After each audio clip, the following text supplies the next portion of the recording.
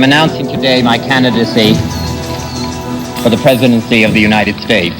Bobby Kennedy was loved and revered by so many people because he was tough. He stood up for the little guy, and he told the truth.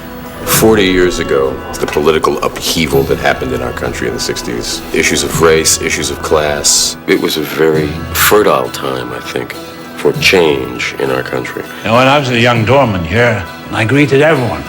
FDR, Truman, Premier Khrushchev, all of them. Senator Kennedy, welcome to the Ambassador Hotel. Thank you very much. The buses are loading, gentlemen. Bobby Kennedy needs to get elected. The next president of the United States, Senator Robert F. Kennedy.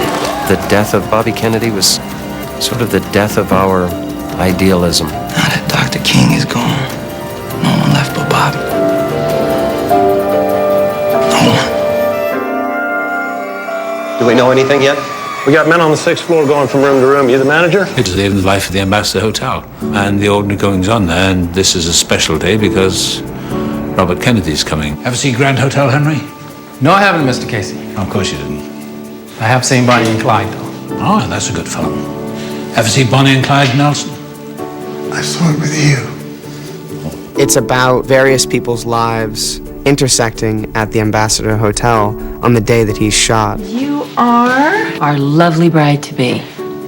Yes, ma'am. We all know that Rosie Greer was there. We know that John Glenn was there, and George Plimpton, Rayford Johnson, Rosemary Clooney was there. We know all these famous people were there. But what about the unknowns? What about the ordinary people who were there? Our story follows around these various characters. We go with the kitchen staff. We go with the management. We go with the guests. It's really a snapshot of America in 1968. And all the stories sort of reveal something about the time, about the era. See, they ain't afraid of us yet, Jose. Not yet, man, but one day they will be, man. We're gonna get the respect that we deserve. We're gonna take back California, take back our land, man. I want you to park that anger in my kitchen, young man. I want you to get your hand off my shoulder, Negro. All these offbeat American types, off doing their various things on the different socio levels and human and social interests, were all of a sudden caught by this remarkable moment in history, and whose lives were forever changed.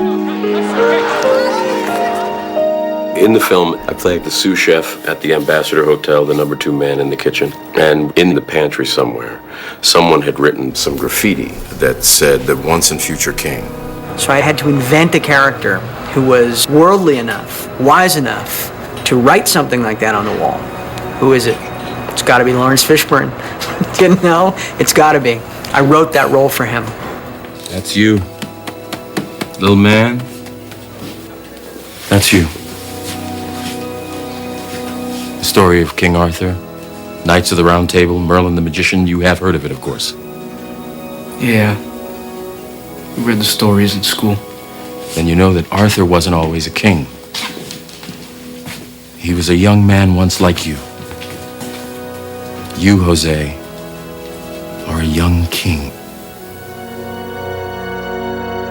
My character is actually one of the only non-fictional characters in the film. There's a very famous photo of a busboy holding Robert F. Kennedy's head after he was shot, and that was my character. The scenes between Tony Hopkins and Harry Belafonte, I mean, the crew would stand, behind the camera and just hold their breaths. So there's this collective holding of everyone's breath while these two legends go at it. At least I don't have to get up 3 times a night to go have a pee. Well, at least I get out of bed to have one.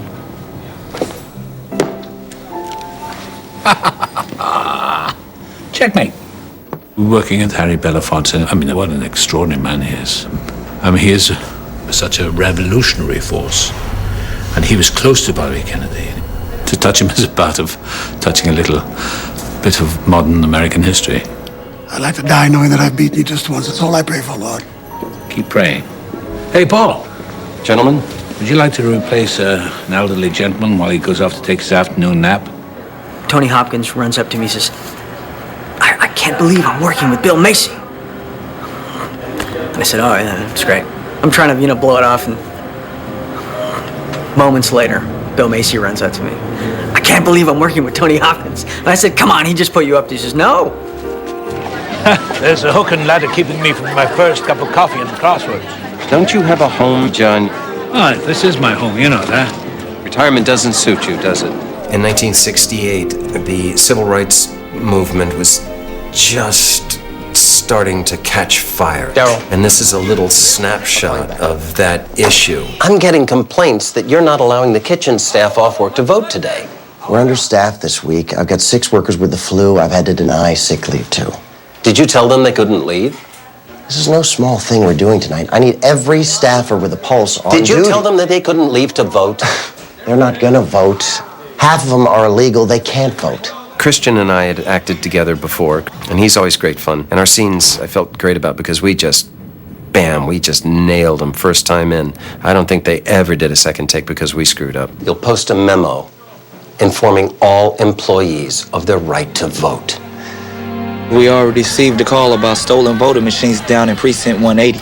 I'm not familiar with that area. It's a black neighborhood. Oh, is it? Yeah, I guess busing doesn't really agree with you fellas, huh? Good luck.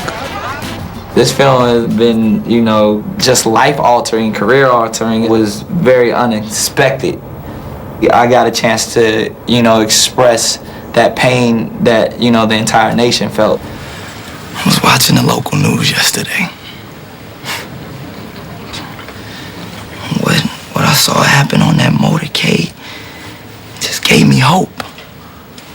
I mean, it's Negroes and Mexicans by the tens of thousands just sleeping in front of his car, tearing at his clothes, ripping at his shoes. They loved him.